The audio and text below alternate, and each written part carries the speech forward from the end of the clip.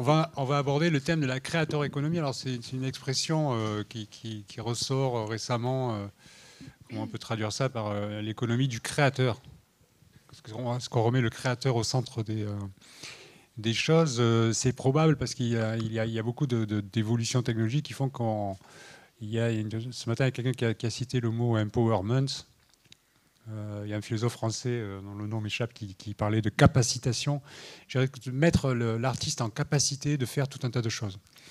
Et notamment, on pourrait imaginer, par exemple, qu'un artiste, il gère son label à partir d'un téléphone mobile. C'est tout à fait possible. Il y a des startups américaines qui proposent ce genre de service. Où on en touchera peut-être un mot dans la prochaine table ronde, des plateformes de gestion des droits qui font des avances sur royalties, qui s'appuient sur les big data, sur l'intelligence artificielle, etc. Tout ce qui est les possibilités qu'ouvre la blockchain, les technologies de blockchain, notamment en matière de NFT. Donc on a la chance d'avoir un artiste qui s'appelle Algoria, qui est vraiment très en avance dans l'expérimentation de ces technologies-là, qui va pouvoir nous en parler dans le détail. On va en discuter aussi avec Perrine Guillaumard, qui est responsable. Alors, on m'a mis responsable BD. J'ai dit, avec Warner Music, ils ne font pas de BD, ça va être base de données. Et innovation chez Warner Music, donc, qui a l'habitude d'accompagner des artistes, justement, dans l'appropriation de ces nouveaux outils qu'on voit émerger sur Internet. Et puis, on a aussi Caroline Varberry, qui est cofondatrice de l'agence de web marketing, on peut dire, hein, Lob Vibes. Et qui aide les artistes un peu à s'approprier les nouveaux réseaux sociaux, tous ces nouveaux créneaux, toutes ces nouvelles technologies qui sont des nouveaux leviers de croissance. Je crois que le PDG de Warner Music, qui s'appelle Steve Cooper, de mémoire, hein, qui a déclaré dans une récente présentation des résultats de la société que Warner n'avait surtout pas envie de refaire l'erreur de manquer le coche de la révolution numérique comme il y a 20 ans en arrière. Et donc Warner investit, il fonce sur tout ce qui est les NFT, les plateformes NFT, les jeux vidéo, etc. Donc tous ces nouveaux univers finalement où peut s'exprimer le talent des artistes de la musique. Hein. Il y a des synergies entre tous ces univers-là assez fortes. Et donc Caroline, tu nous parleras aussi, tu es manageuse de Scylla, qui est un rappeur d'origine belge, me semble-t-il. Hein. Donc c'est toutes les stratégies que vous essayez. Et puis aussi l'appréhension que parfois ont les artistes vis-à-vis de ces nouvelles technologies. Alors on peut aller très loin hein, dans les applications. Aujourd'hui, on peut créer un label sur un PC et gérer tous ses droits, tous ses actifs dans le cloud, ses contrats, des smart contrats sur des blockchains, etc. On peut faire depuis sa chambre, comme on l'avait parlé dans les années 80. C'est plus ma génération. Je vois qu'il y en a quelques-uns dans la salle qui sont de là. On faisait de la musique en chambre, hein, c'était la New Wave, les types, ils avaient de quoi composer de la musique avec des synthétiseurs dans le chambre, ça paraissait une révolution, ça paraissait nouveau. À l'époque, les moyens d'enregistrement étaient analogiques, puis on avait des portables studio 4 pistes où il fallait coller toute la batterie sur une seule piste, etc., puis faire la voix, puis c'est dégueulasse, mais on faisait des maquettes et non pas des vidéos YouTube et tout ça. Bon, là, on a changé complètement d'univers. J'ai envie de donner la parole à l'artiste en tout premier. Je ne sais pas si c'est très galant. Mais c'est pas galant, mais c'est pas le propos. D'accord. Elles sont tout à fait compétentes, il n'y a pas de souci, elles ont plein de choses à dire, mais en tant qu'expérimentateur, parce que c'est vrai que tu es un primo adepte, en fait, hein, je dirais, de toutes les technologies qu'on qualifie de Web3. Ce matin, en introduction de la conférence, je parlais d'une transition du Web 2 vers le Web 3. Alors, donc, c'est vrai, les 10 dernières années, ça a été le développement des interfaces Web 2, ça a été le streaming, etc. Le streaming, c'est un peu la quintessence du Web 2, je dirais. Et là, on est en train de basculer dans un univers qui est le Web 3. Alors, il ne s'agit pas d'abandonner le Web 2, mais le Web 3, il faut le pénétrer, il faut l'appréhender, il faut l'expérimenter. Et c'est ce que tu fais, parce qu'il n'y a pas de chemin tout tracé encore aujourd'hui, quoi. Donc, tu as fait du NFT, tu as fait du métavers, etc. Tu as fait des collaborations avec d'autres artistes aussi dans ce domaine. J'aimerais bien que tu nous parles de ta vision et des quelques expérimentations que tu as commencé à faire.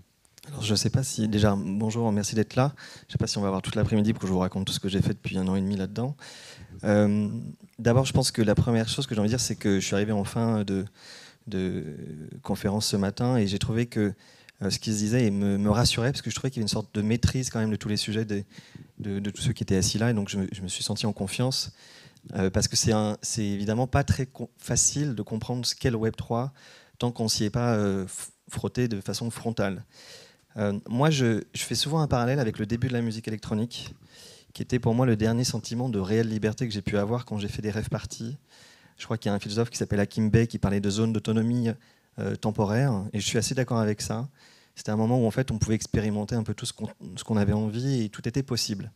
Et le Web3, en fait, c'est à peu près le sentiment que j'ai aujourd'hui, c'est que tout est possible. À partir du moment où on a des idées, de l'envie et un peu de curiosité, c'est vraiment un médium extraordinaire. Alors je parle souvent du Web3 comme étant une sorte de territoire à double corps. Je pense que c'est à la fois le territoire de la réconciliation et le territoire du goût. Alors le territoire de la réconciliation parce que on a tendance à opposer souvent le virtuel et le physique. Et moi je suis le premier animal social à aimer aller en soirée, à faire des fêtes, à me retrouver avec mes potes.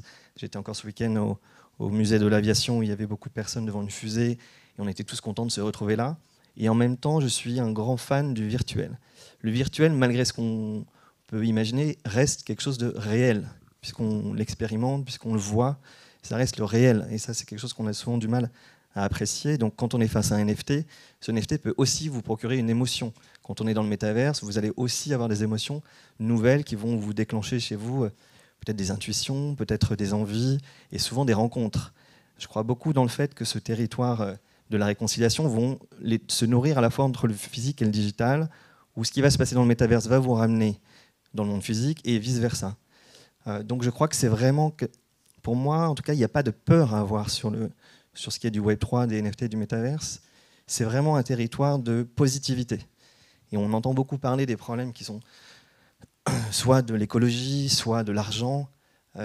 Pour moi, le territoire de l'argent, c'est le Web 2 à 150%. C'est un territoire, c'est les GAFA, c'est Instagram, où en fait vous mettez une photo qui ne vous appartient plus, qui appartient à Instagram. Vous devez payer un algorithme pour que les gens que vous estimez devoir voir cette photo, vous espérez qu'il y ait un jour et que ce soit sur leur fil, donc vous payez pour ça. Et le Web 3, c'est l'inverse. Vous faites une œuvre, cette œuvre elle est gratuite, vous la présentez sur une plateforme, tout le monde peut la voir, tout le monde peut la télécharger gratuitement. Vous faites Save As, et moi, en tant qu'artiste, je suis très heureux que vous l'ayez chez vous. Et de la même façon qu'il y aura sans doute un collectionneur, une personne, qui va se dire « Ah, moi, je l'aime tellement que je voudrais la posséder ». On peut revenir sur cette idée de possession plus tard, mais ce n'est pas le sujet du jour. Et la personne qui va vouloir la télécharger et la posséder, elle va donner un certain prix, et ça va être la sienne, ça va être le mécène un petit peu de l'artiste. Mais en soi, le NFT, c'est quelque chose de gratuit. C'est un médium où on donne une œuvre, on donne un discours, on donne une vision, et vous pouvez très bien l'avoir chez vous. Et vous pouvez très bien l'exposer, la montrer. Donc c'est l'anti-spéculation, c'est l'anti-argent. Après, si certaines personnes ont envie d'un jour de la revendre, c'est leur droit. Mais il faut vraiment différencier deux choses dans les NFT. Moi, je fais ce qu'on appelle du fine art. Donc c'est une niche un peu d'artistes qui présentent, c'est un mélange entre l'art contemporain, la musique, la science, et les PFP. On parle que des PFP, en fait, souvent dans les grands médias, d'artistes qui vendent pour des millions, des singes ou je ne sais quoi. Mais c'est absolument pas le propos. Je pense que c'est comme si on me parlait, moi, en tant qui fait de la musique électronique, on me disait bah, attention, j'ai vu un DJ, c'est Steve Aoki, il était sur un bateau et il a balancé un gâteau. Et c'est comme si on me disait que je faisais la même chose. C'est des choses qui sont très différentes et qui n'ont pas vocation à être comparées, en fait. Donc je pense que les NFT sont vraiment un enjeu limite sociétale de réconciliation et de positivité. Donc là, je parle peut-être longtemps, mais en tout cas, c'est pour le territoire, en tout cas de la réconciliation, c'est vraiment quelque chose auquel je crois. Et pour aller un peu plus vite sur le territoire du goût, je crois que l'art, en fait, va suivre le chemin qu'a emprunté la musique il y a une centaine ou 150 ans. La musique, en tout cas l'écoute privée de musique, c'était quelque chose qui était réservé aux riches, qui était réservé à une élite. Il était impossible d'écouter de la musique sans avoir un orchestre chez soi. C'était quelque chose qui demandait beaucoup de... C'était un peu un truc de bourgeois, d'aristo. Enfin, c'était pas quelque chose d'accessible. La technologie a permis à la musique d'être accessible, jusqu'à aujourd'hui avoir des DSP où on écoute de la musique passivement. Et les NFT, en fait, aujourd'hui, permettent aux gens d'accéder à l'art de façon simple, d'avoir leur propre goût, de décider, bah, tiens, ça j'aime, ça je n'aime pas, de pouvoir l'avoir chez soi. Donc c'est quand même quelque chose qui est très très différent de ce qu'on a souvent pu entendre. Alors, on va peut-être revenir un peu plus tard sur les NFT. Je vais donner quand même la parole à Perrine et à Caroline d'abord, parce qu'effectivement, il vaut mieux qu'on démarre la discussion peut-être un petit peu sur le Web 2, parce que TikTok, Instagram, etc., toutes ces nouvelles opportunités qu'il y a de promouvoir les artistes, de leur permettre aussi d'être présents, d'échanger avec leurs fans, avec leur communauté, etc. Comment c'est, en même temps, je parlais de capacitation des artistes, c'est-à-dire du fait qu'on les met en capacité de se débrouiller tout seul dans pas mal de choses. Alors justement, je vais d'abord interroger Perrine, puisque tu travailles chez Warner Music. Donc souvent, les maisons de disques s'adaptent en fait à ces changements, à ce regain d'autonomie des artistes finalement. Ça se voit dans, je dirais, la diversité des types de contrats qui sont signés. Alors qu'avant, il y avait le contrat d'artiste unique, simple, basta. Donc il y a beaucoup plus d'autonomie qu'elles savent donner aux artistes. Et puis, ce que j'aimerais que tu nous expliques, c'est comment vous accompagnez les artistes au sein de Warner Music France vers ces nouveaux développements, y compris chez Warner. Donc, pour aller, il y a certains, vous avez identifié certainement, qui ont vocation à aller dans le métaverse ou vers les NFT dont parle Agoria là-dessus. Je veux quand même dire merci pour tout ce que tu viens de dire. Tu résumerais beaucoup de choses dans ce qu'on doit faire en éducation, en pédagogie. Je pense que tu as dit le maître mot sur les NFT et ce qui apporte de la valeur aux gens dans le Web 3 et qui ne devrait pas être que centré sur l'argent. Et donc, merci beaucoup. C'est gentil. Oui, comme tu l'as aussi très bien dit, Philippe, je pense qu'on a pris une grosse claque dans la musique quand le stream est arrivé et qu'on n'a pas compris cet usage et qu'on a freiné des cas de fer. Et bah, Warner s'est dit plus jamais ça. Et du coup, on essaye d'aller au plus près des nouveaux usages qui peuvent apparaître et d'essayer de les comprendre plutôt que d'essayer de les mouler aux usages qu'on connaît déjà et la manière qu'on a travaillé. Effectivement, il y a eu beaucoup d'évolutions du coup dans le Web 2 avec tout ce qu'on appelle les UGC, les User Generated Content, et comment accompagner nos artistes sur ce territoire inconnu. Et peut-être juste pour remettre un peu de contexte, le Web 1, c'était en gros je prends de l'information, c'est read. Le Web 2, c'est read and write, c'est-à-dire que je prends de l'information et je peux interagir. Si on prend un autre exemple, il y a Wikipédia, puis après sont arrivés justement la création de contenu, les TikTok, les Instagram, et le Web 3, c'est read, write and own. Et donc là, il y a vraiment une notion de je suis à l'origine de ce que je crée et j'en garde la propriété, et c'est en ça que c'est très vertueux. Et du coup, effectivement, le Web 2 a évolué. On s'est mis à accompagner de plus en plus nos artistes sur tous les réseaux sociaux, que ce soit Snapchat, Instagram, Facebook, TikTok. Et on a un très bon exemple d'accompagnement, c'est Kinvé, qui avait eu des difficultés, la tournée avait été annulée. Et à un moment est arrivé TikTok où eux étaient très très demandeurs auprès des artistes. Les artistes ne savaient pas comment prendre en main la plateforme. Il y avait beaucoup de contenus de danse un peu humoristique et pas du tout des contenus où les artistes étaient à l'aise pour prendre la parole. Et il a décidé de faire confiance, on l'a accompagné et maintenant il est pratiquement à 3 millions d'abonnés. Il a sa propre audience et en fait c'est presque lui qui va maintenant nous expliquer comment fonctionnent les choses. Donc je pense que les artistes sur toutes ces créations de contenu, on a pu les accompagner sur quels sont les outils, qu'est-ce qui est vertueux, quelles sont les bonnes pratiques. Mais je crois qu'il faut qu'ils se fassent confiance un peu comme partout et qu'on ne peut pas les marketer entre guillemets là-dessus. Et c'est plus leur expliquer quelles sont les audiences derrière, en quoi c'est intéressant pour eux ou pas d'y aller, mais que dans tous les cas, ils doivent être partie prenante de ce qu'ils font et que s'ils n'ont pas envie de le faire, ça ne marchera pas déjà. Et après, nous, on essaie de mettre à disposition des outils pour le faire. Des choses assez basiques qui étaient de créer des filtres Facebook, Insta, Snapchat pour justement aider les fans à être plus engagés, à créer des contenus et à se sentir à plus de lien avec l'artiste. Un autre exemple qui n'est pas dans les plateformes du GC mais qui a été dans une logique de création du GC, on a développé il y a 4 ans une application avec Amir qui s'appelait Amir et moi en réalité augmentée. Et l'idée, c'était d'avoir Amir qui, dans son salon ou dans son jardin, était à côté de soi et avec qui on pouvait chanter. On a vu que les fans étaient hyper contents. Ils ont partagé les contenus sur les réseaux sociaux. L'artiste a du coup beaucoup conversé avec les fans. Il a eu des scores records d'engagement et ça a été très vertueux pour lui. Les gens ont plus écouté le titre parce qu'ils ont beaucoup joué avec. Et du coup, d'un point de vue même streaming, ça a été intéressant pour lui. D'un point de vue communauté, rayonnement réseaux sociaux, c'était aussi intéressant parce que ça crée du lien et que je pense que la créateur économie, c'est intéressant en tant que vecteur de ce que veulent faire les artistes. Oui, alors c'est peut-être un paradoxe parce que la période de confinement liée à la crise sanitaire a fait que effectivement les artistes ont trouvé de nouveaux moyens de rentrer en contact avec leur communauté. On a l'impression qu'il y a une relation plus directe et qui peut s'établir. Donc on parlait tout à l'heure de de levier, de réactiver cette communauté des fans autour de la musique et des artistes, etc. Alors évidemment, je vais donner la parole à Caroline, parce qu'on a évoqué, on en a parlé pour les NFT, et puis on a évoqué aussi les appréhensions que peuvent avoir les artistes à se lancer, parce qu'il peut y avoir une prise de risque, hein, par exemple, mais tu fais des NFT, mais tu es un capitaliste, tu spécules, tu vois. Il peut y avoir tout un tas de reproches que le fan va faire à l'artiste parce qu'il se lance sur des terrains auxquels il n'est pas du tout accoutumé. Donc comment c'est vécu par les artistes que vous accompagnez? Est-ce que vous essayez de les amener un petit peu à rentrer dans ces univers-là? Je pense qu'aujourd'hui, il y a un gros travail d'éducation à faire et le chemin, il est encore long pour conquérir le grand public. Cependant, aujourd'hui, les artistes sur le Web 2, ils sont un petit peu à bout de souffle parce que les plateformes, ils sont un peu coincés avec les algorithmes qui demandent toujours plus de contenu et en fait, on est dans une logique de quantité au lieu de qualité. Et en fait, on arrive on a déjà entendu ce terme du burn-out du content creator, quoi. Il en a ras-le-bol parce que c'est trop compliqué de subir les algorithmes comme ça, alors que dans le Web 3, il reprend possession, le contrôle de sa musique. Il peut maîtriser davantage ses revenus parce qu'aujourd'hui, il bâtisse des audiences sur le Web 2, sur les plateformes du Web 2, mais c'est les plateformes qui s'accaparent cette audience et au final, c'est très volatile.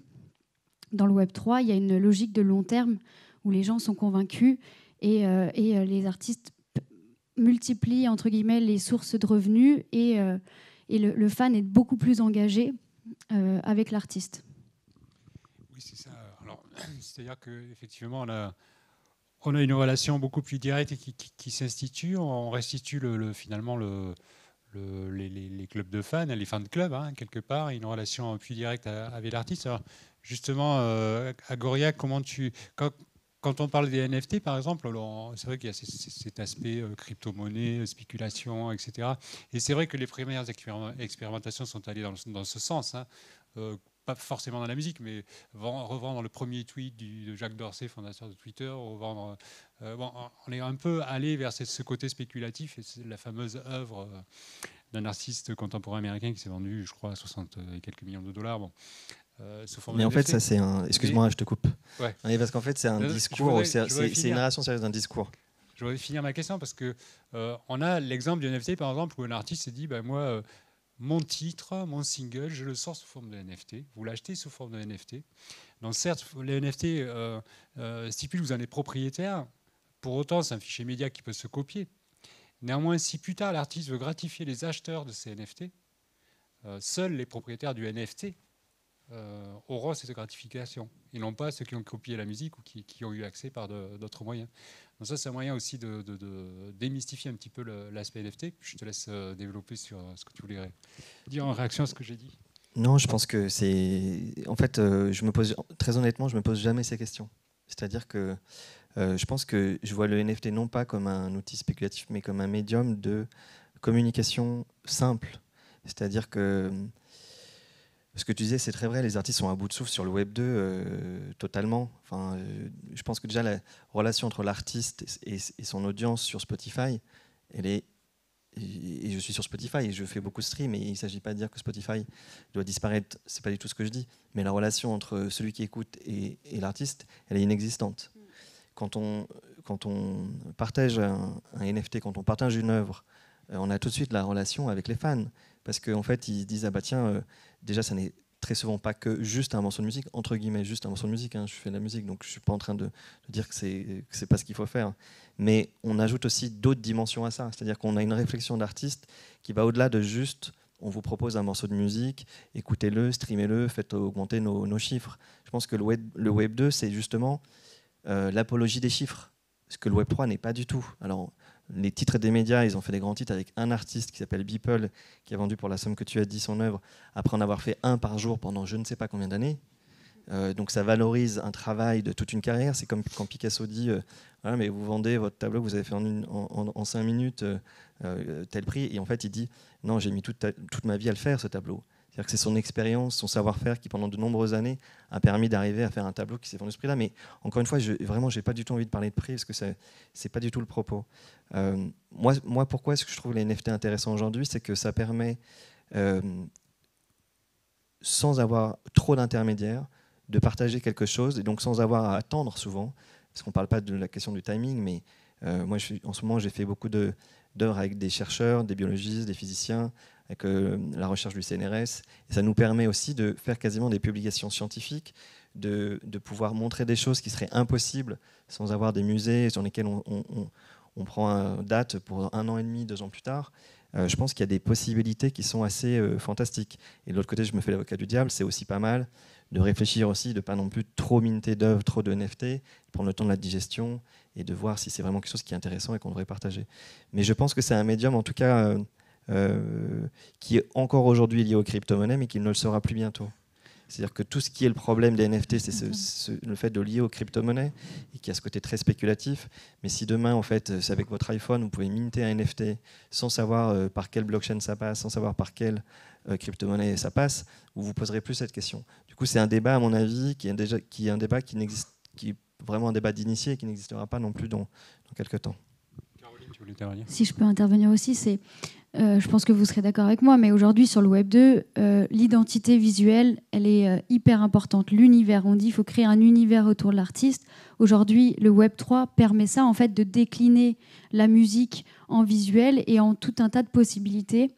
Moi, je le vois, les artistes que je conseille, je leur dis toujours, voilà, créer du contenu exclusif. Mais aujourd'hui, finalement, on est assez limité dans le Web 2. Le Web 3 offre cette possibilité de mise en avant de contenu exclusif et de reward les fans pour justement créer cet engagement qui est beaucoup plus fort que simplement des mises en avant. Et je donne juste un tout petit chiffre, puisqu'on était dans les chiffres. Un artiste aujourd'hui, quand il va signer sur une maison de disques, il va avoir un contrat de licence peut-être, et il va avoir peut-être 24%. Ou si c'est un contrat d'artiste, il va avoir peut-être 12%. Aujourd'hui, s'il mine sur la plateforme Object dont je parlais tout à l'heure, il va avoir 97,5%. C'est-à-dire qu'on n'est pas du tout dans les mêmes enjeux, on n'est pas du tout dans les mêmes équations. Et je pense que pour un artiste qui commence et qui arrive à créer sa communauté, parce que je pense qu'il ne faut pas non plus croire à un mirage, et c'est pas parce qu'on va faire un NFT qu'un artiste va être tout de suite visible et va avoir beaucoup tout de suite d'écho à son travail. Il faut qu'il crée sa communauté, mais s'il y arrive à créer cette communauté, et je pense que l'enjeu futur, ça sera de trouver un encadrement pour ces artistes pour créer justement, peut-être avec justement ce que vous faites, ce binôme. Je pense que c'est le futur est là pour les artistes émergents. Alors, est-ce que justement, parce que dans l'univers du Web 2, qu'on qualifie de Web 2, l'artiste, il frise le burn-out. Pourquoi ? Parce que justement, il a une relation tout à fait impersonnelle avec celui qui écoute sa musique. Sur Spotify, on écoute des playlists, on n'identifie pas forcément l'artiste qu'on est en train d'écouter. Il y a des musiques qu'on aime bien, mais qu'on écoute, on serait capable de dire qui est l'artiste. Et d'autre part, s'il veut capter l'attention du public, et en priorité de son public, il est obligé de produire constamment actif sur les réseaux sociaux, sur YouTube, etc. Il y a deux problèmes. Il y a la masse de contenu. Ouais, avec les NFT, justement, et il y a les algorithmes. de rétablir une relation directe avec sa communauté qui est moins prise de tête et qui exige beaucoup moins de surproduction quantitative. Mais déjà, il n'y a pas d'algorithme. Enfin, à la base, quand vous présentez vos œuvres sur une plateforme, il n'y a aucun algorithme qui va freiner le fait que quelqu'un puisse voir ce que vous voulez proposer. Je veux dire, je ne sais même pas comment on autorise encore à ce qu'on freine un post un jour sur un réseau social et qu'on freine le nombre de gens qui peuvent le voir. Je trouve que, je ne sais pas, dans un monde quand même normal, je trouve que c'est un peu indécent et ça ne fait que s'empirer. Et c'est pour ça, je pense que les NFT font aussi peur et qu'il y a beaucoup de démagogie autour, de rhétorique qui sont un petit peu fausses.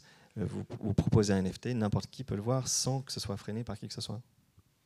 D'accord. Alors, Perrine, vous, chez Warner, comment ça se passe ? Comment les artistes ils anticipent ça ? Parce qu'ils sont confrontés aussi à cette forme de burn-out, enfin de sollicitation permanente, etc. Certains, ça doit les effrayer. Puis il y en a qui ne sont pas du tout versés là-dedans. Ils font beaucoup de musique, ils n'ont pas envie de faire tout un tas de contenus dérivés à côté. Comment vous gérez ça ? Est-ce que ça vous paraît une opportunité, justement, le Web3, de respirer un petit peu pour les artistes et de créer un univers un peu plus sain sur le plan de la création ? Alors oui et non. Je pense qu'il n'y a pas de solution miracle. Oui à tout ce qui vient d'être dit à ma gauche et à ma droite. Il n'y a pas de diktat des algorithmes. On crée au rythme qu'on veut, on communique au rythme qu'on veut. Il n'y a plus de filtres, il n'y a plus de barrières, il n'y a plus les GAFA. Et ça, c'est très vertueux. Maintenant, on parle de burn-out et on est quand même sur des usages naissants du Web3. Le Web2 ne va pas disparaître demain. Donc, je pense que les artistes ont encore besoin de cohabiter avec les deux et que c'est aussi pour ça qu'on est là, pour les aider. Tous les artistes n'ont pas forcément des équipes qui peuvent les accompagner sur tous ces volets. Donc l'idée, c'est pas encore de rajouter et de charger entre guillemets la mule en leur disant c'est super, maintenant il faudrait que tu fasses des NFT, puis il faudrait que du coup tu animes ton Discord tous les jours parce que sinon ils vont pas être engagés. Donc l'idée, c'est un peu de rationaliser les choses, leur donner les outils et d'avoir les bonnes équipes pour aussi faire des projets qui ressemblent encore une fois aux artistes, à la volonté des artistes. Il y a des artistes qui viennent nous voir en disant bonjour, j'ai envie de faire un NFT. Alors on va dire super ton intérêt, mais on va repartir un petit peu en avance dans l'histoire. Pourquoi tu veux faire un NFT? Et ils disent je sais pas trop, on en entend parler. D'accord, si c'est l'aspect spéculatif, pareil, on ne sait pas forcément quelque chose qu'on a très forcément envie d'encourager. Je pense pas que ce soit l'usage. Tu le dis très bien, c'est un médium. Là, pour moi, qui bosse à l'innovation depuis 4 ans, la tech doit être transparente en fait. Donc il va y avoir un moment où ce sera effectivement décorrélé des cryptos, les gens sauront comment accéder à tout ça et c'est ça qui va être vertueux et c'est ça qu'il faut enlever dans toutes ces discussions. Maintenant, notre rôle, il est celui d'accompagner, d'identifier les bons partenaires pour aussi soulager les artistes, arriver dans ce nouvel écosystème qui doit encore une fois perdurer avec le Web2. Ça peut être une source de revenus complémentaire et hyper importante pour les artistes. On a même des artistes qui réfléchissent leurs projets parce qu'ils ont une appétence techno et qui sont très engagés avec leur communauté en direct depuis des années et qui se disent enfin je vais pouvoir faire ce que je veux, est-ce qu'on peut réfléchir ma stratégie et me laisser parler et communiquer et créer en fonction du Web3 et quels sont les meilleurs moyens de le faire. On les accompagne là-dessus, que ce soit sur le recording, sur la communication, l'engagement des communautés via des social tokens ou même sur du ticketing live. On essaye d'essayer de leur mettre en face de leur communauté et d'en être propriétaire. D'accord. Alors, Gloria, est-ce que tu peux nous dire un petit peu comment, peut-être nous citer quelques exemples de NFT que tu as sortis, comment ton public a réagi? Est-ce qu'il fallait qu'il soit déjà familiarisé avec justement cet univers des cryptos dont on voudrait se désolidariser un petit peu? Est-ce qu'il fallait avoir un portefeuille électronique? Est-ce qu'il fallait déjà être familiarisé avec ce genre de technologie? Et comment le public a réagi? Alors, en fait, avant de le faire, j'ai d'abord pensé à quelle idée j'avais envie de...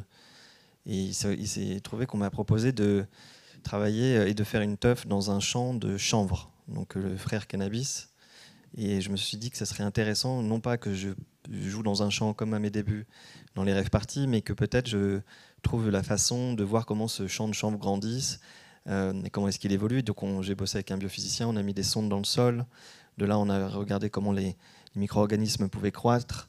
On les a mis en son et de ça, on en a fait un film de 7 minutes. Et ça a été mon premier NFT en fait. Ce que je veux dire, c'est que la démarche artistique vient avant le médium. Et une fois qu'on avait ça, on s'est posé la question de savoir est-ce qu'on veut en faire un NFT, est-ce qu'on veut contacter un musée, est-ce qu'on doit le mettre, on doit en faire un clip. Et en fait, je trouvais intéressant comme ça parlait du vivant, de mettre le vivant sur la blockchain et de coder le vivant dans un algorithme. Donc je trouvais que c'était plutôt intéressant parce que la majorité des œuvres que je fais parlent du vivant. Et je trouve intéressant de toujours voir les deux côtés de la chose, parce que évidemment je me pose autant de questions que la majorité des gens qui sont dans cette salle, de quel va être notre futur et comment on va être embarqué là-dedans.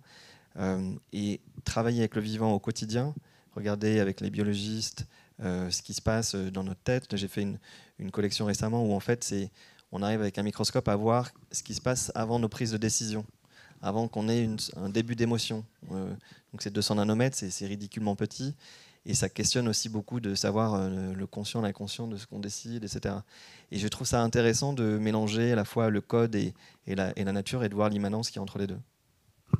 D'accord, merci. Alors, justement, je crois que je ne veux pas griller le sujet de la prochaine conférence, mais tu t'intéresses beaucoup aussi à ce qu'apporte l'intelligence artificielle, notamment. Hein. Alors déjà, j'aime pas ce mot. Ouais, je trouve que l'intelligence artificielle... En fait, c'est toujours le problème. En fait. Il y a plein de choses qui sont balancées comme ça et qui font peur. Intelligence artificielle, je ne sais pas vous, mais l'artificiel, personne n'a envie de se côtoyer l'artificiel. Donc peut-être un bonbon Haribo, tu vois, mais je pense que l'intelligence augmentée me semble plus à même d'être utilisée. Et quand on parle d'intelligence augmentée, déjà, ça fait un petit peu moins peur. Et je ne suis pas un fan du transhumanisme, ne vous inquiétez pas. Et donc moi, j'ai fait un player, en fait, où en fait, on s'est posé la question de qu'est-ce qui se passerait si le morceau qu'on écoutait changeait à chaque fois qu'on l'écoute.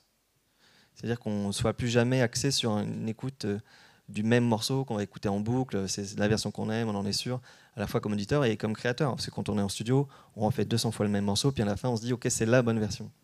Mais est-ce qu'il y a une bonne version ? Il ne s'agit pas d'être une feignasse en studio, de dire, bon, bah, de toute façon, j'ai un algorithme qui va me permettre de faire une autre version de ce morceau. Et donc, on a fait un player. À chaque fois que vous appuyez sur play, et c'est sur mon site, vous pouvez aller voir, agoria.dev, chaque fois que vous appuyez sur play, vous avez une version qui est unique et qui est que la vôtre. Et vous n'écouterez jamais 2 fois cette même version. Et je trouve que ça questionne pas mal sur le côté créatif et sur le côté émotionnel qu'on peut avoir. Et d'ailleurs, c'est pour ça, je pense qu'on aime tous le spectacle vivant et qu'on aime tous aller voir des lives. C'est qu'on entend des versions un peu différentes de celles qu'on a eues chez soi dans son Spotify, et parfois peut-être réussi, parfois non, mais en tout cas je trouve que c'est intéressant. Oui, d'ailleurs c'est une relation qui a changé du public avec les artistes, parce que moi, quand j'étais jeune, je me rappelle dans les années 80, on avait plutôt tendance à exiger des artistes qui reproduisent le son du disque sur scène. Ce n'était pas le cas, alors qu'aujourd'hui on va plutôt chercher quelque chose d'original dans le live plutôt que la version enregistrée. Alors, en t'écoutant, je me demande si finalement il n'y a pas une prédestination. Excuse-moi, je n'ai pas rappelé ta carrière de DJ qui a commencé au début des années 2000. Et, tu étais une figure de la musique électro à l'international, même si tu sors de la scène lyonnaise. Tu as été cofondateur d'un festival qui s'appelle Les Nuits Sonores. Tu as été cofondateur d'un label français qui marche très bien à l'international, qui s'appelle Infine. Est-ce que l'électro, justement, les artistes électro, qui, comme tu le fais remarquer des fois dans les entretiens que tu donnes, n'étaient pas très reconnus au début des années 2000 quand l'Internet est arrivé. Enfin, vous n'étiez pas vraiment reconnus comme des artistes à part entière par rapport à, je sais pas, le pop, le rock, la variété, etc. Est-ce que justement, parce que ce sont des artistes qui travaillent avec des boucles, des samples, des échantillons, je sais que tu as fait plutôt beaucoup de recherches, je crois, sur les sons de la nature. Est-ce que justement, ils ne sont pas prédestinés à prendre le devant sur de nouvelles propositions de valeur en termes de création, je parle, pas de... avec ces nouveaux outils, est-ce que c'est pas plus facile pour eux plutôt que pour un artiste qui traditionnellement compose guitare, basse, batterie, piano Je sais pas. Alors moi, je suis un très mauvais codeur, donc déjà, je pense qu'en fait, c'est aussi, faut pas hésiter à s'entourer. Et je pense que les NFT sont aussi fabuleux pour ça. C'est très facile de splitter une œuvre en différents protagonistes, sans passer par toute la case juridique. Avocat, etc. Je fais vraiment l'avocat des NFT là aujourd'hui. Les NFT, tu veux dire, ouais. on peut splitter les droits. On peut splitter facilement, répartir une œuvre. Donc c'est agréable aussi parfois de faire ça avec d'autres. Je trouve que c'est quelque chose aussi qui est assez impactant. Sur le fait que la musique électronique ait souvent été en amont des révolutions, c'est assez vrai. Je pense que Beatport était le premier site de téléchargement de musique digitale avant même qu'iTunes y pense.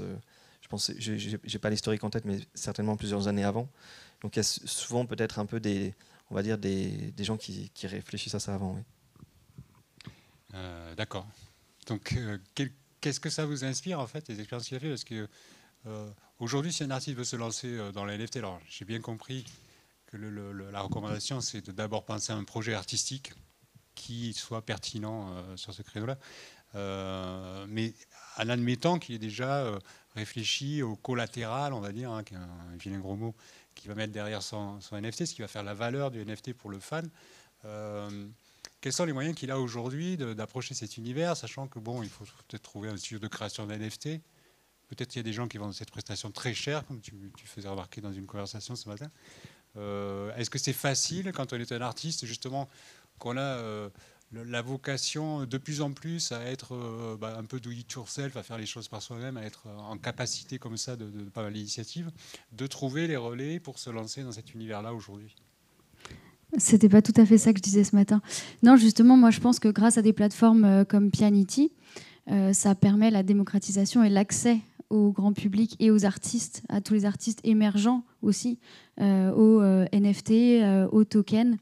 Et ça rend les choses plus faciles pour tout le monde. Il y a tout a été étudié, c'est ergonomique, c'est beau. Voilà, je pense que c'est clairement le futur, justement, qui va permettre au grand public d'adopter toute cette partie Web3. Après, tout à l'heure, tu parlais de live, et justement, maintenant, aujourd'hui, on cherche des choses différentes en live. Je pense qu'aujourd'hui, tout est expérience, et on doit proposer des expériences. Et via toutes ces solutions et ces plateformes, on peut proposer vraiment des choses innovantes aux fans qui sortent un petit peu du modèle classique d'une sortie de single ou de clip. Alors justement, est-ce qu'on peut déjà anticiper, et même si c'est intéressant de se poser la question au niveau d'une maison de disques, parce que ça remet complètement son mode de fonctionnement habituel en cause, le fait que le fan finalement participe d'un écosystème de financement aussi de la création des artistes qu'il soutient.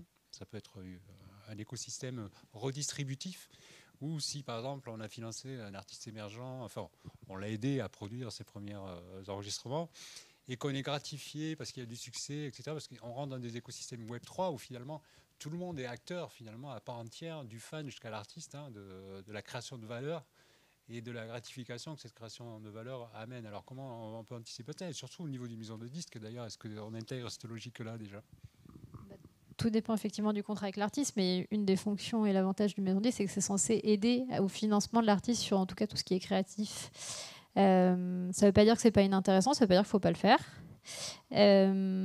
Après, je pose quand même une question. On a eu My Major Company, où déjà on permettait finalement de soutenir et de payer son artiste. On a des Kickstarter, on a des Ulule, on a même sur Bandcamp la possibilité de donner plus à des artistes qu'on veut soutenir en direct. Donc ma question c'est, est-ce que ça, vraiment, le Web3 réinvente la chose? J'en suis pas sûre. C'est une question que je pose. J'ai pas la réponse. J'ai pas la réponse non plus. Mais par contre, ce que je trouve plutôt fun, pour le coup, c'est que quand quelqu'un collectionne une œuvre, bah, il a envie de la montrer à tout le monde. C'est-à-dire c'est son œuvre. Il en est fier, il est très heureux de l'avoir collectionnée. Et du coup, ça fait un cercle vertueux qui avait sans doute pas dans ces cadres-là où en fait, très souvent, ils le partagent tellement que ça fait boule de neige que d'autres collectionneurs arrivent, ont envie eux-mêmes de collectionner une œuvre, vous écrivent, veulent savoir comment ça fonctionne. Donc il y a un intérêt à partir du moment où la chose est organique et se fait de façon simple, qui dépasse même. Moi, j'étais très surpris. J'ai trouvé que ça dépassait même l'entendement. Parfois, le nombre de messages de gens qui est surpris et qui, voilà, des gens du monde entier aussi. On ne parle pas non plus du territoire, mais il n'y a plus aucune barrière. Donc, surtout quand on est dans une époque où il y a une sorte de repli sur soi, enfin, tout le monde est un peu en train de se protéger. Je trouve que c'est encore une fois un courant assez fabuleux de voir que partout dans le monde, on se l'approprie partout dans le monde, on en parle autour de soi et c'est vraiment très vertueux. Bah, si je peux juste rebondir là-dessus, moi c'est ça qui je trouve intéressant en fait. C'est pas le côté j'ai participé au financement de l'artiste, c'est je soutiens l'artiste. Certes, ça a apporté des revenus, mais en fait ça permet à l'artiste d'identifier qui sont les fans les plus engagés, qui sont les ambassadeurs de sa communauté, et qui sont vraiment des personnes à part entière de son équipe quelque part. Et c'est en ça que c'est un vertueux et c'est en ça que le Web3 réforme la créateur d'économie. Et c'est plus ça que se dire est-ce que ça va permettre, par rapport aux maisons de disques, de mieux financer les artistes, etc. Je crois que c'est des écosystèmes. Je crois qu'il y en a pour qui ça compte. Comment intégrer la volonté peut-être des fans de participer à la Oui, mais pas forcément encore une fois en mettant particulièrement de l'argent. Je vais vous prendre juste un exemple. Warner Music Group a signé un deal avec une entreprise qui s'appelle POAP, Proof of Attendance Protocol. Le principe, c'est j'ai participé à un événement, j'ai participé à un concert et j'en suis super fière, comme quand on est très fier d'avoir sa place de concert sur son frigo et qu'on se dit que elle aura une valeur dans 80 ans quand je raconterai mon histoire à mes potes de l'époque. Et ils vont dire, cette personne-là, elle a été à ce concert et je peux attester qu'elle était là à ce moment-là précis. Derrière, on n'est pas obligé de mettre quelque chose. Ils sont distribués à titre gratuit. On peut les pré-réserver par email, donc il n'y a même pas besoin de wallet sur le premier parcours. Et l'idée, c'est de se décorréler du côté crypto et encore une fois financier. On peut mettre ce qu'on veut dedans. On peut mettre, je sais pas, des rencontres avec l'artiste, la possibilité d'être informé des premières choses qu'il va faire et les rewarder d'autres manières. Mais l'important, pour moi, c'est le lien qui existe entre les deux. Oui, alors effectivement, il faudrait distinguer déjà un petit peu les types de NFT parce qu'on peut avoir des objets de collection. Donc typiquement, ça rentre dans ce cadre-là. Et on peut avoir des billets de concert sous forme de NFT avec, je dirais, des propositions de valeur qui, au-delà du concert, donnent de la valeur au fait d'avoir ce titre. D'abord, effectivement, pour se rappeler qu'on a bien assisté à ce concert, on en est fier, on est fan de l'artiste, on veut le montrer. Mais aussi, peut-être qu'on va avoir des gratifications, ça peut être des réductions sur le merchandising, on va avoir un vinyle exclusif que tous les gens qui auront acheté le billet de concert recevront, etc. Bon, on peut imaginer tout un tas de propositions de valeur. Et puis, par contre, ce que tu évoquais, c'est le fait qu'on peut très facilement splitter les droits d'un morceau de musique qu'on a co-composé avec quelqu'un d'autre. Donc ça, c'est intéressant. Et on peut les splitter aussi avec les fans qui ont soutenu le projet dès le départ. Pas parce qu'ils ont pas dans je veux dire, une vocation spéculative, simplement parce qu'ils soutiennent l'artiste, ils ont envie le soutenir, et puis s'ils sont gratifiés d'une manière ou d'une autre, et notamment, on peut le soutenir en investissant dans la production. Et donc, on peut splitter des droits et les rediriger, les répartir vers les fans qui ont soutenu l'artiste au départ. Est-ce que tu penses que ça, c'est quelque chose qui... Non, bien, il y a tellement de façons de les reward. On fait aussi souvent ce qu'on appelle des airdrops, c'est-à-dire qu'on envoie des œuvres. Moi, j'ai des collectionneurs qui ont acheté tellement d'œuvres que je suis gêné, donc je leur envoie même des œuvres à eux qui leur sont dédiées. On peut imaginer des soirées qui sont uniquement dédiées à nos collectionneurs. On peut imaginer leur ouvrir des portes magiques dans les métaverses de demain. Oui, c'est ça. On peut imaginer, il y a tellement de choses qui sont possibles. Je veux dire, la connexion est réelle, et la connexion, c'est plus uniquement des chiffres. C'est vraiment, encore une fois, des connexions physiques. Et moi, je suis très content quand ils viennent me voir. Et je trouve que POA, par exemple, c'est une très très bonne initiative. Moi, je les adore. En plus, ceux qui font ça, je trouve que c'est une belle idée. Et par rapport au split, ce que tu disais, en fait, je pense que ce qui va arriver aujourd'hui et ce qui va aussi aider à la compréhension peut-être, c'est qu'on parle encore beaucoup de formats audio qui sont des formats MP3 ou .wave, et on va avoir l'avènement de nouveaux styles de formats audio.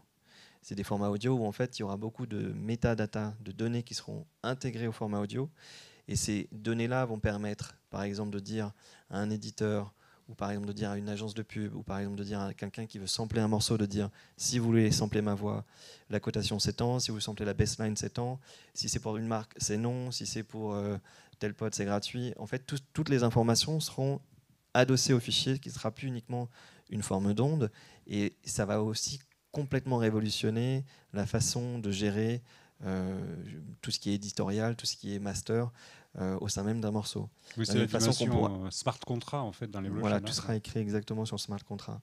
Il y a déjà des plateformes qui font ça, notamment Bronze, qui vont lancer un software d'ici 3-4 mois qui permettra, c'est avec eux que j'avais fait ce player où on pouvait faire le morceau infini, qui serait inventé à chaque fois qu'on appuie sur play, et ça va être commercialisé pour tout le monde dans le commerce. Alors je ne sais pas s'il y a des questions dans la salle, parce que je pense qu'il nous reste quelques minutes. S'il n'y a pas de questions, on va continuer la conversation entre nous, mais si, non, pas de questions. Vous avez dû être très expressif. Ou on le fait peur. Est-ce que tu peux nous dire quels sont tes prochains projets dans cet univers ? Est-ce que tu vas créer un club spécial où les acheteurs de certains NFT pourront pénétrer et assister à tes sets de DJ, par exemple ? Est-ce qu'on peut envisager ça ? Quelles sont les choses que tu explores, sachant qu'on a tout inventé dans cet univers aujourd'hui ? Alors moi, je crois beaucoup à ce que j'appelle la réalité mixte. C'est-à-dire qu'on va avoir... donc mon métaverse va s'appeler One Life, Two Bodies. Donc on a une vie, et je pense qu'on a même plus que 2 corps, mais en tout cas, on va commencer par 2. Donc on aura notre corps physique dans notre monde physique, et on aura notre interprétation dans le métaverse. Et ces deux-là vont se nourrir, et on pourra faire en effet des événements qui seront dédiés pour les collectionneurs dans ces métaverses-là, par exemple. C'était ça l'objet de la question. Ouais. D'accord. Et chez Warner, est-ce que, vu que déjà Warner a pris des participations dans tout un tas de plateformes qui vont amener des opportunités de création tout à fait novatrices, est-ce que déjà en France spécifiquement vous anticipez déjà, il y a des artistes qui sont déjà amenés à s'intéresser à ces développements ? En fonction de 2 manières, c'est-à-dire que quand il y a des deals inter, on essaye d'en faire bénéficier au local quand l'audience le permet. Et on essaye aussi d'identifier des acteurs locaux qui ont du sens, même ici, voire de les remonter au groupe par moment. Et donc oui, on discute avec plein de gens. Et puis même, on était à South by Southwest, on était pourtant les seuls affiliés Warner en dehors du global à y être et à avoir d'autres types d'activations pour jamais s'arrêter de pouvoir proposer des choses pertinentes aux artistes sur différents métaverses, par exemple. D'accord, il y a déjà des startups ou des entreprises avec lesquelles vous anticipez de travailler en France ? Oui. Oui. Mais To be continued. On ne peut pas dire, alors non, on est au tout début de quelque chose. Ouais, voilà. Non, on avance avec plusieurs partenaires et on le fera savoir quand ce sera sorti. Alors, Caroline, toi qui conseilles les artistes sur les stratégies adoptées en termes de web marketing, tout ça, qu'est-ce que ça t'inspire, tout ça ? Moi, je pense qu'avec les artistes avec qui je travaille, je suis vraiment dans une phase d'éducation. On regarde aussi beaucoup tout ce qui se passe. Je pense que tout le monde est aussi dans une phase de test and learn. Bon, toi, tu es déjà bien dans un stade développé, mais on le voit aussi dans le rap. Voilà, beaucoup de projets qui se lancent, parfois des réussites, parfois des flops. Donc voilà, on est dans une phase d'observation, d'essayer de prendre les meilleurs éléments et surtout de partir comme tu le disais, d'être pas là pour l'argent, en fait, d'être là déjà pour vouloir créer des expériences, vouloir aller dans une démarche artistique qui est vraie. Et donc voilà, c'est le chemin qu'on prend actuellement avec les artistes que j'accompagne. Alors j'avoue, je ne sais plus du tout combien il me reste de temps, parce qu'on a commencé il y a 3/4 d'heure, donc on va peut-être continuer un petit peu plus. Il n'y a vraiment pas de questions dans la salle? C'est pas que je ne sais pas quoi dire, hein, mais on peut... Enfin, ouais. Alors, est-ce que tu veux répondre? Oui, alors combien de temps ça va prendre avant que le grand public, voilà, adopte ça, ouais. Ouais.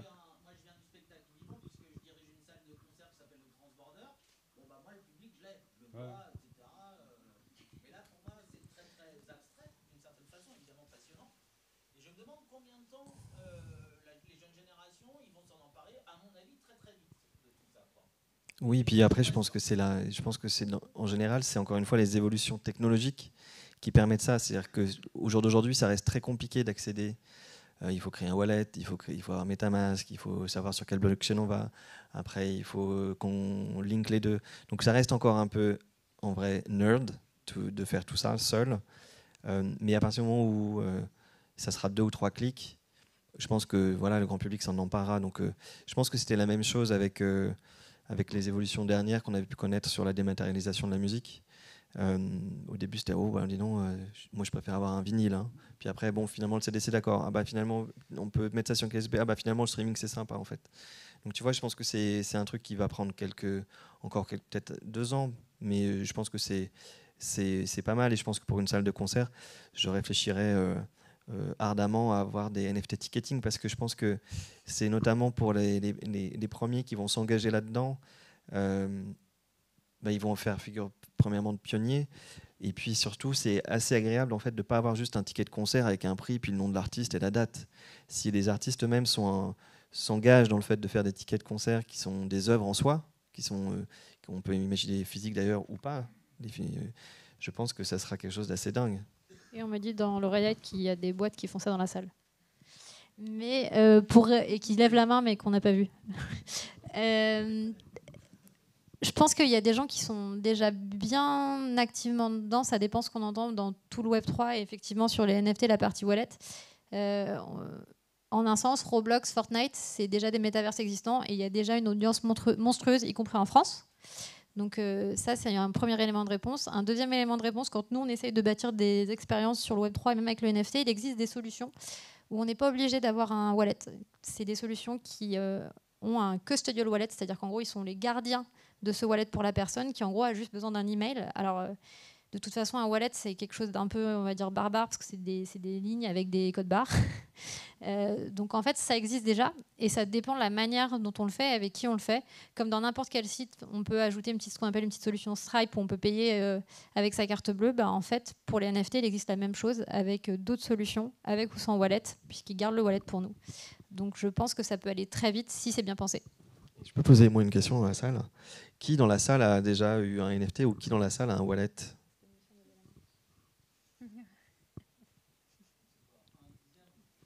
Ouais, non, c'est pas mal quand même. Je trouve que c'est pas mal. On est sur des taux d'adoption, là, on est en dessous de 1% au niveau de la population, alors qu'ici, on est plus au-dessus. Mais c'est vrai que bon, pour acheter des NFT avec sa carte bancaire, tout ce qui est l'aspect technique va devenir invisible. C'est comme dans les années 2000, on a été confronté à des protections contre la copie, hein, les fichiers audio, tout ça, c'était absolument ingérable. Et surtout, on avait des équipements, des players qui n'étaient pas compatibles avec la source. Aujourd'hui, dans le streaming, on n'a pas le sentiment qu'il y a de la protection contre la copie. Or, il y en a de la gestion des droits. Si vous ne payez pas votre abonnement, votre stock de fichiers sur le téléphone, il ne joue plus que 30 secondes, ou alors il passe de la pub au milieu. Et moi, je suis ravi que vous preniez mes NFT sans les payer, vous faites save as. C'est ça, en fait, le truc. Oui, mais alors...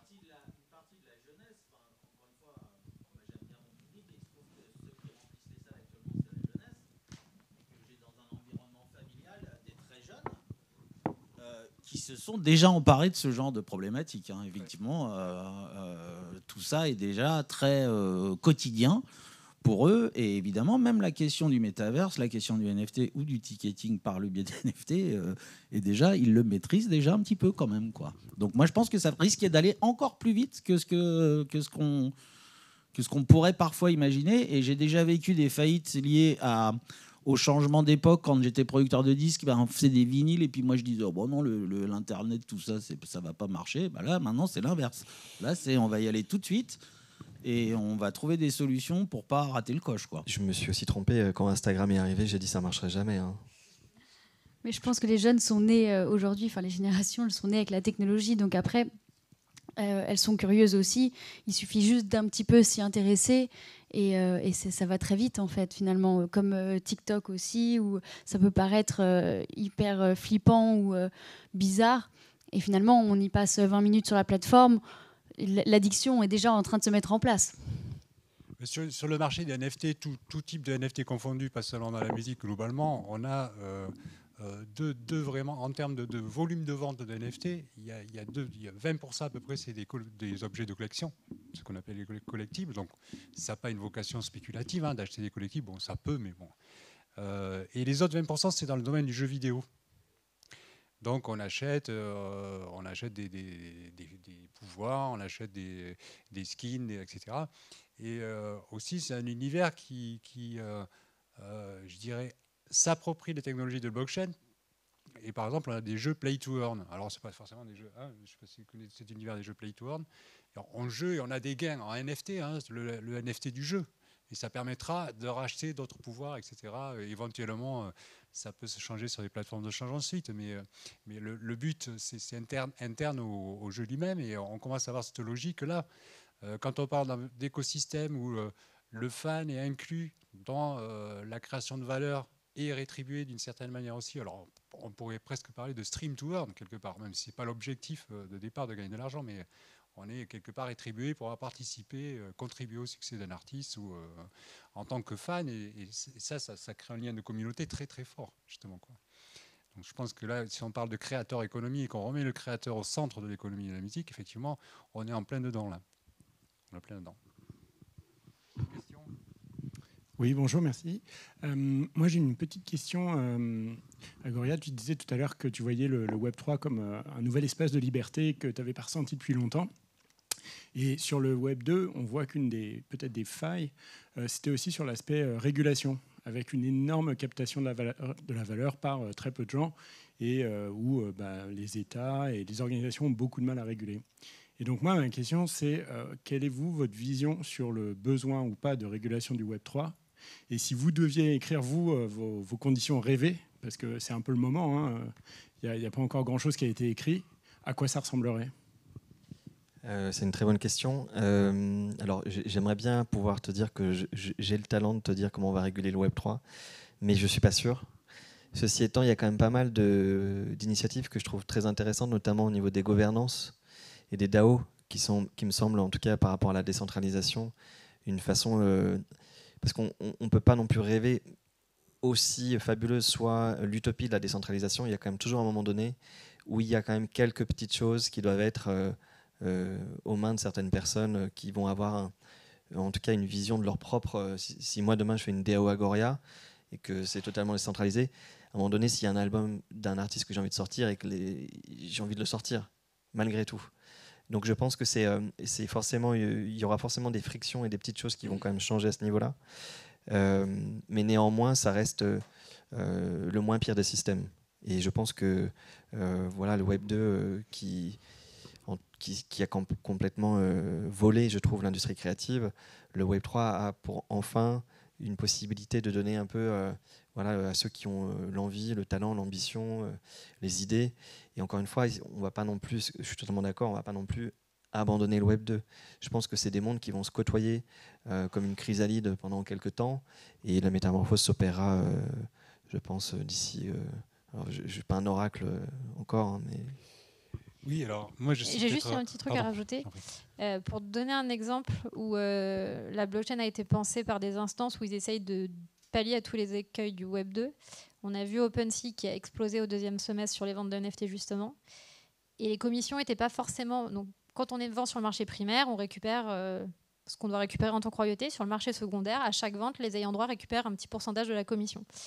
OpenSea avait trouvé le moyen de ne pas forcément reverser la commission à tout le monde. La blockchain Ethereum a changé, a fait modifier le protocole pour qu'il n'y ait pas de monopole comme il peut déjà y avoir avec les GAFA, parce que c'est tous ceux contre quoi s'est battue la blockchain. Donc la régulation, pour l'instant, elle existe encore par les protocoles de blockchain, pas par les États et les gouvernements. Et moi, il y a quand même une chose que je trouve fabuleuse et ce que je trouve être la plus belle des régulations, c'est qu'en général, soit quand il y a un hack, soit quand il y a un erreur, ou soit quand il y a des problèmes, la communauté elle-même solutionne ce problème.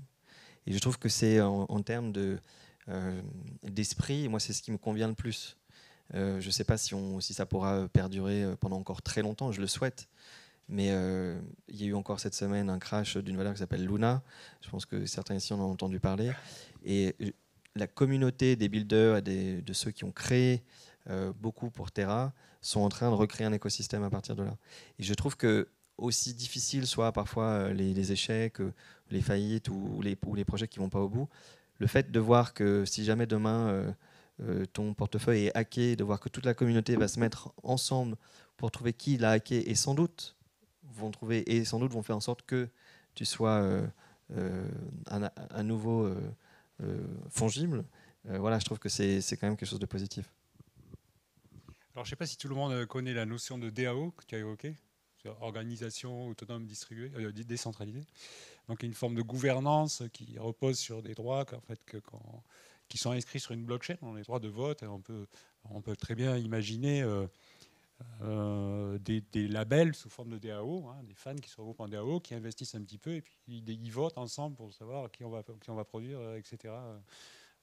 Moi, j'ai un petit label qui s'appelle Sapiens et on est justement en train de créer une DAO où en fait à la fois celui qui écoute, à la fois les artistes et ceux qui gèrent le label auront des tokens respectifs. Et je trouve que c'est assez agréable de voir que aussi bien les fans, ceux qui écoutent, que les artistes eux-mêmes vont être partie prenante des albums et des travaux des autres artistes. Je trouve que dans un univers du Web 2 qui était très compétitif, où on regardait que le nombre de fans, que le nombre de vues, que le nombre de streams, et que c'était un peu le concours de celui qui était le plus fort, je trouve ça intéressant que les systèmes de gouvernance où en fait tous les artistes soient eux-mêmes liés les uns aux autres, ça change quand même la donne. On a plus envie qu'un artiste réussisse à partir du moment où on est lié à lui, quelles que soient nos affinités. Je trouve que c'est un système qui est quand même très positif. Oui, une question. Attendez, on va vous amener le micro. Ah, d'accord.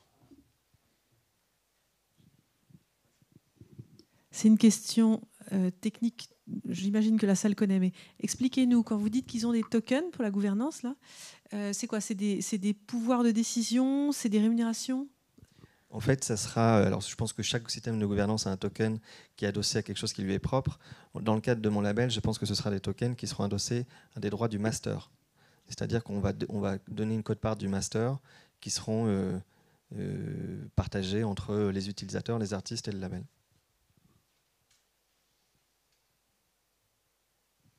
Du coup, moi, je vais terminer en répondant à la question que vous avez posée concernant la différence entre ma majeure compagnie et des NFT.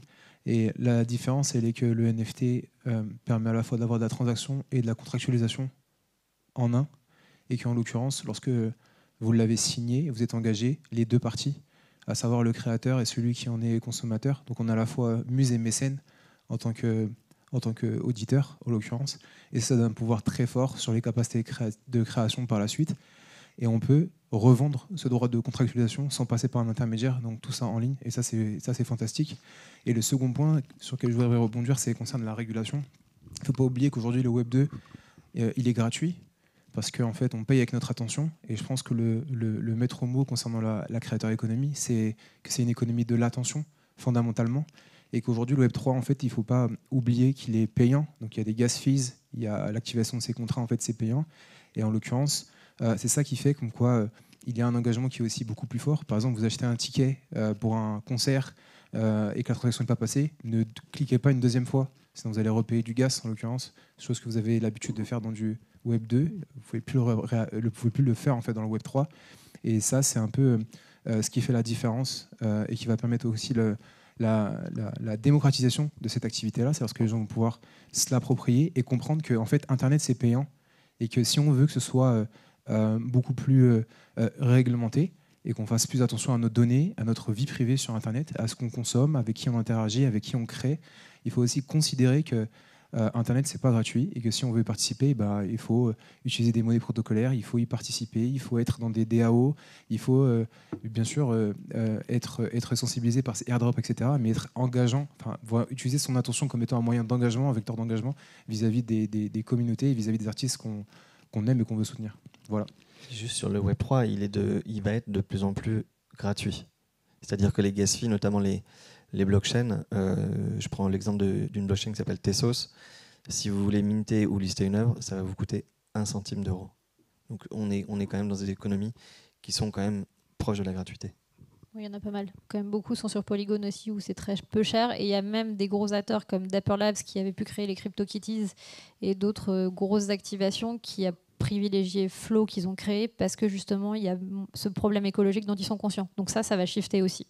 Et pour un artiste, le Web 2 est loin d'être gratuit. Le Web 2 est surpayant. Il n'y a rien de gratuit dans le Web 2 pour un artiste. Si un artiste veut être visible aujourd'hui, sur Spotify, il fait des campagnes de marketing, il fait des campagnes de promotion. S'il veut que son album soit visible quand il poste sur Instagram, sur Facebook, il est obligé de mettre énormément de marketing pour avoir de l'engagement sur son post. Il n'y a rien de gratuit pour un artiste sur le Web 2. Et personnellement, je rajouterais une différence entre My Major et les NFT, c'est que My Major Company, ils n'ont fait qu'une fois d'ailleurs de faire que tous les fans étaient producteurs de l'album qu'ils ont sorti. En fait, c'est absolument ingérable au niveau répartition des droits. Alors qu'avec un NFT, si vous avez un smart contract derrière, ça fluidifie complètement la circulation et la répartition des droits. Et on évoquera peut-être dans la prochaine table ronde une plateforme qui s'appelle Revelator, qui fait de la gestion des droits en ligne, hein, mais qui en même temps va capter toutes les big data des plateformes, comme il y a eu des coûts de Terratist, etc., tout le reporting, et puis il va capter l'argent que reversent les sociétés de gestion collective, les SACEM et compagnie, aux auteurs et éditeurs. Et tout ça, ça alimente des smart contracts qui fonctionnent comme des petites banques qui ont les clés de partage. Et ça fluidifie complètement. Et ils ont tellement de big data en amont qu'ils sont capables, ils ont des modèles pour se dire, nous, on sait qu'hier, il a été écouté tant de fois dans tel pays. Demain, on va lui verser ce que ça va lui rapporter dans 3 mois, parce qu'en fait, la plateforme, elle va répartir dans 3 mois. Donc, on a une fluidification des flux financiers de la musique et on a des portefeuilles, du coup, qui sont répartis par les smart contracts en temps réel, au quotidien. On a de la liquidité qui alimente le portefeuille de l'artiste ou de l'auteur ou de l'éditeur au quotidien, quoi. Donc ça, c'est une des différences, parce que souvent, on pose la question de savoir, oui, mais on pouvait le faire avant. Évidemment, on pouvait le faire avant, un billet à vie pour le concert de tel artiste. Il ne fallait pas perdre le papier, il fallait... c'était... voilà. Je suis obligé d'en terminer là. Merci. Est-ce que je peux juste recommander 2 ressources que je trouve intéressantes pour les gens qui ont envie de apprendre plus sur le Web3 ? Avec plaisir. Il y a un site web qui s'appelle Music and Waters, qui est en anglais, qui est une bible sur le sujet et qui a sorti la semaine dernière un report sur toutes les ventes de NFT musique sur l'année 2021. Vous aurez plein de cas d'usage sur qu'est-ce qu'on peut en faire et sur plein de sujets du Web3. Et il y a un podcast qui s'appelle NFT Now qui est très intéressant aussi. Voilà, je vous remercie en tout cas tous les 3 d'avoir participé à cette conférence et merci de votre attention.